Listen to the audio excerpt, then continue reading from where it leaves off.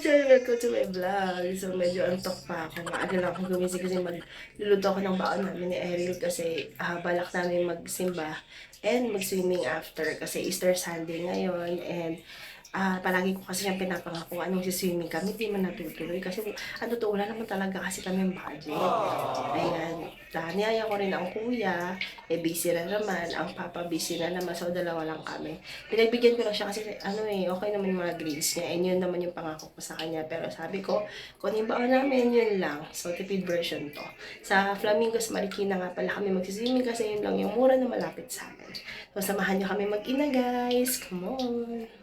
So, ito nga po yung aming baon. Ayan, cheese dogs. Yung 5 piraso ata. Ayan, tapos 1/4 na tocino. Ayan, so pagkakasyahin namin. Anak, tipid version lang yung lakad natin ngayon, ha? Opo. Kung ano lang yung baon natin, yun lang, ha? Huwag huwag magtuturo, ha? Walang budget, okay?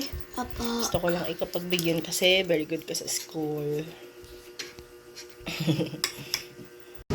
Hi guys! So, nandito na nga kami sa biyahe. Ayan, kung makikita nyo, madilim-dilim pa. Si Mary, dalawa lang kami. So, tipid version talaga to. Pero, bago mag-swimming, sabi ko sa kanya, kailangan namin muna mag-church. Ginagawa mo! So, pupunta ko na kami sa church. Ayan, so, ayan, kung makikita nyo, medyo madilim-dilim pa. Himalayan kasi minsan yung ganyan, matutulog pa lang kami. So, punta na kaming church.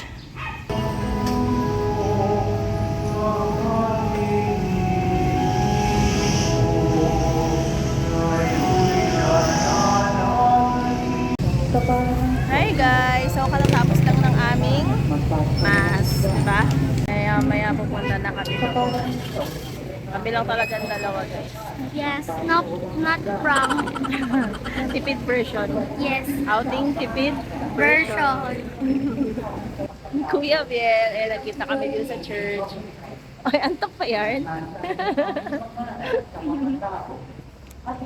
Oh, ayun yung maglola. Oh. Ayan guys, nadaanan pa namin ang posisyon. Ay, dulo na pala yun guys. Ang gaganda. Ay, meron pa pala dito. Puro babae ata yun guys. Yan guys. Ang gaganda. Aba, ang daming tao. Guys, dito na po kami sa Marikina Heights. Kung magko-commute kayo guys, sakay kayo ng Pameralco o kaya ng SSS. And then may mga tricycle doon. Sabihin nyo lang na pupunta kayo ng Flamingos and alam na nila yon. Kung meron naman kayong sasakyan, nakalocate siya sa Ordonez Street. So, umikot kami. Naligaw na naman kami. Yes guys, naliligaw na kami guys. Di namin alam to. Buti na lang. Full charge. Yes. Guys, so ang ending ako naglalakad. Kasi sobrang paakyat to. Grabing bigat pa nitong dala ko. Ay, Diyos ko po Lord.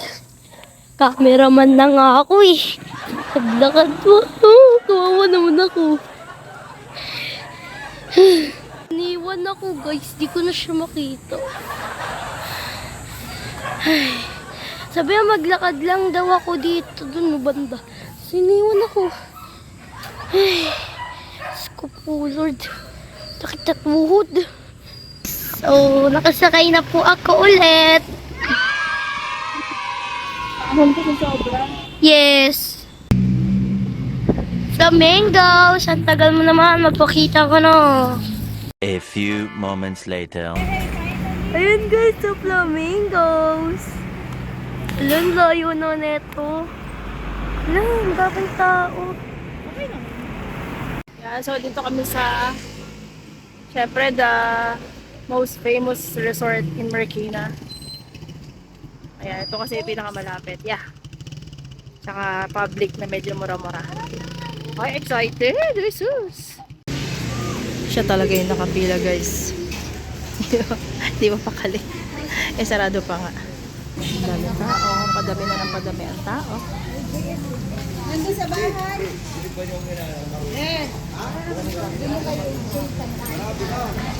2019 last swimming namin dito, yung birthday nila.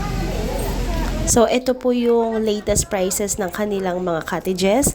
And then, ayan. So, ito po yung kanilang entrance fee.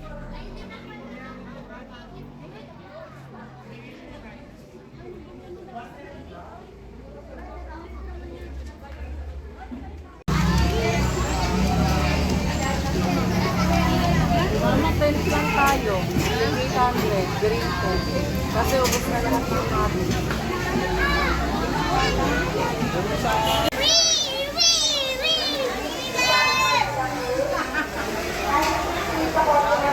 Finally! Eril!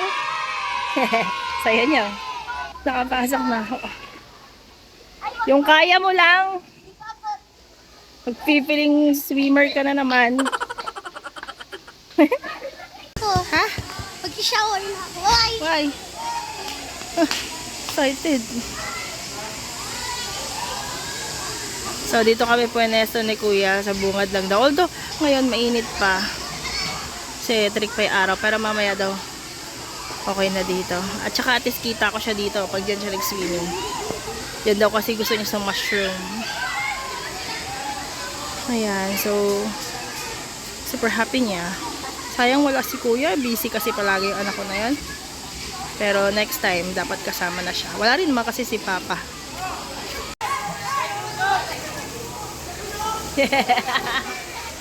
Happy yarn?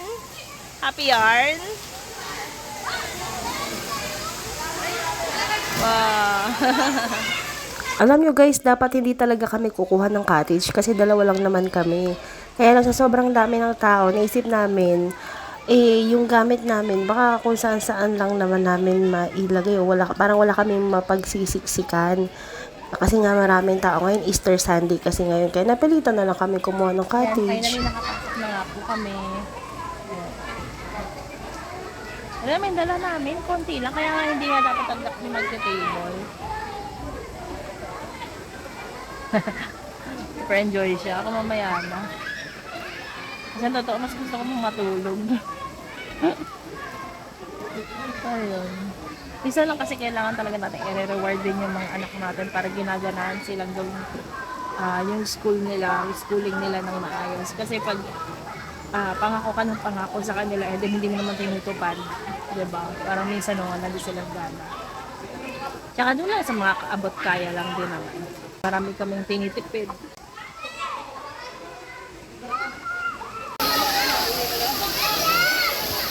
Ito yung malamig na part.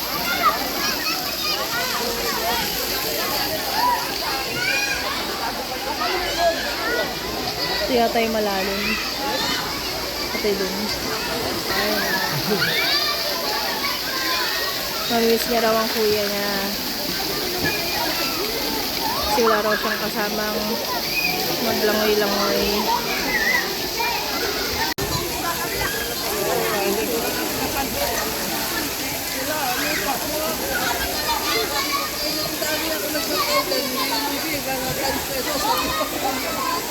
Wah! Guys, nagutom po kami guys. Ipapakita namin ang aming Baon. for today's video. Ito ay tipid version. Yes. Pero kasi dalawa lang naman kasi kami. Actually, mas tipid to kung hindi kami nagkuha ng table. Kaya lang, marami kasing tao. Kung konti lang, medyo pwede ka. Maraming tao kasi. So, hindi namin alam kung sarami namin dito. Maraming tao. Hotdog. Pinagatan ko lang kasi isa. Hotdog, tsaka tosino. Yes. Tatagal ba to? Ano oras pa lang? Gutom ka na? Yo, I don't know. Isang kanin na lang muna kainin natin para mamaya pag nagutom tayo. O, sige. Share na lang muna tayo dito. Ha? Sige. O, sige. Babay muna. Kain muna kami. Bye guys. Ayan, super kain na po kami. Ayan, sabi ko, kasi hindi tumagal yung pagkain namin. Hatiin namin. Ito yung kakainin namin ngayon. Ito yung mamayang lunch. Yung merienda, madali na lang. Meron naman binigay si mama na puto. Hindi naman kailangan na maraming baon. Basta enjoy lang, no? Happy? Happy? Guys, tapos na kaming kumain and halos di ko na nga mabuka yung mata ko kasi naantok ako. Sabi ko kay Erin, matutulog muna ako and then kailangan pag gumising ako makikita ko siya. Katabi lang kami ng kiddie pool. So sabi ko, huwag siyang pupunta sa malayo. Dito lang siya. So, tulog muna ako ah.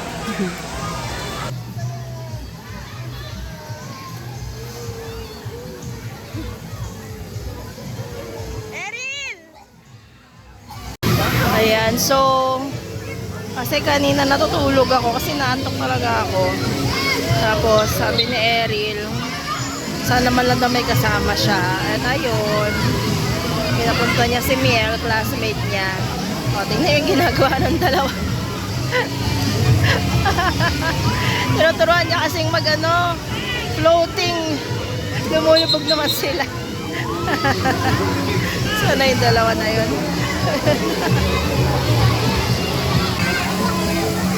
Erin!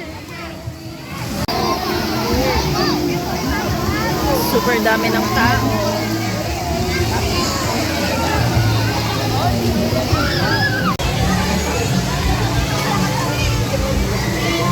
This is the 3 feet. 3 feet ba to? Oh, 3 feet pool. Nalipat na kami doon. Ito naman yung medyo malalim-lalim. Hoy, dito ka lang pwede sa may hindi ka pwede doon. 5 feet yun.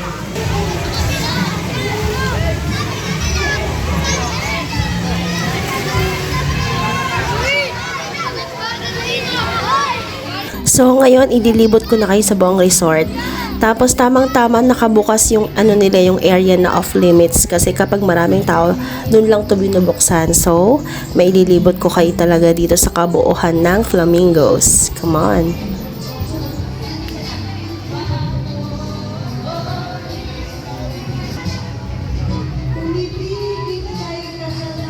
Ayan, so papasok na nga tayo dito sa off-limits area. Usually kaya to off-limits kasi yung mga umuupa dito ng mga private gathering. Ayan, so sarili nila yung pool. Dito sa side na to sa kaliwa, ayan yung pool na parang hindi yata pinagamit ngayon kasi parang nililinis siya. Ayan, so sobrang daming tao. Kaya yung iba dito na rin sila nag-cottage. Diba, napakaganda kasi mas maraming puno dito sa park na to. Ayan o, kung makikita nyo, ayan, napakaraming tao. O, diba? Yan, kaya off limits kasi pang private lang talaga to dapat. Sa sobrang daming ang tao, hindi ma-accommodate lahat kung dun lang sila papupuntahin sa labas. Ayan, so maya-maya makikita rin natin sila Erin dito. Alam ko nag-swimming din sila dito eh. So, ililibot ko muna kayo. Ayan, panoorin nyo na lang yung mga swimming pool nila dito sa off-limits area.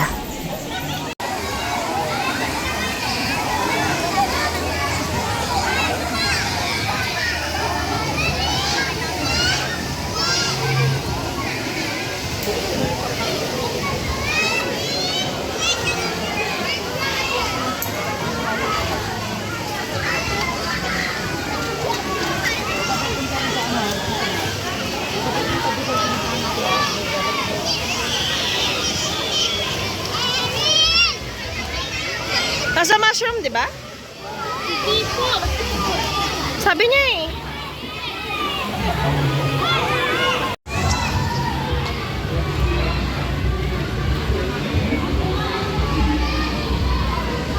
Four cottages.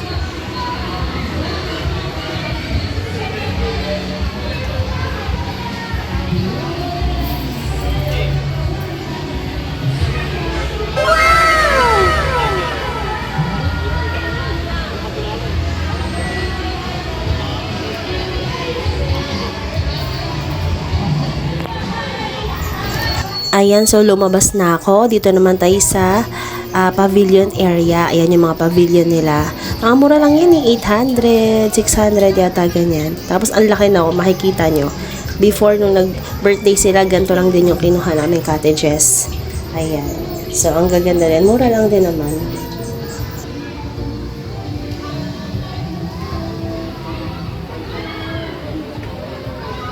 So, eto naman yung kanila mga private rooms. Ayan, so, Hindi naman ako makakaakyat kasi dyan sa taas and sa loob kasi may mga nakaupa dyan guys. Yan, papakita ko na lang sa inyo. And sa tapat nila, nandoon yung itong 3 feet na na swimming pool. Ayan, dyan sa may Nemo. Ayan. So, tapat nila yan. Yung flamingos na flamingos na pangalan na yan. Dito yan sa may private rooms. Kaya, kapag may mga kids, napaka-safe kasi makikita nyo naman agad yung mga kids dito sa harap lang mismo nila. And then, sa tabi naman ng pool ng mga kids, eto naman yung 4 feet and 5 feet. So, minsan nagsiswimming din dyan si Ariel. Tapos dyan, dun, after ng tulay, dun na yung mga malalalim. Yung 5 feet and then yung 6 feet. Ayan, so off limits na yun sa mga kids. Hindi basta-basta pwede ang kids dun.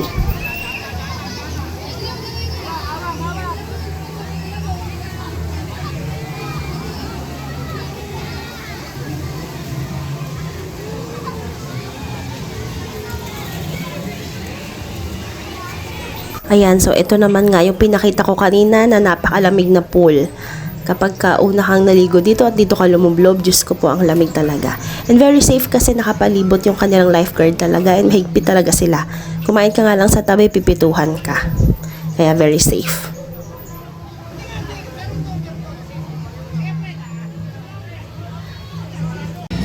Yan, so uwian time na guys. Yan, naglilinis na sila ng pool for night time. Wow. Ayan. Uwian na. Ayan, so nalobot kasi ako kanina kaya hindi na ako nakapag-update. Yun, nakauwi na kami. And si Ariel, pagka-uwi, higa, tulog. Ayan, so pwede kayong mamasyal, pwede kayong magkaroon ng happy memories na hindi naman gumagastos ng sobrang laki. Kaya kaya invite nyo minsan yung mga loved ones nyo. Yan, kahit simpleng gatherings lang or kahit simpleng pasyal lang. Well, if you like this video, and please like and subscribe my channel and click the notification bell para laging update sa mga bagong videos ko po. Maraming salamat po ulit. Papahinga rin ako kasi nahantok din ako. Bye!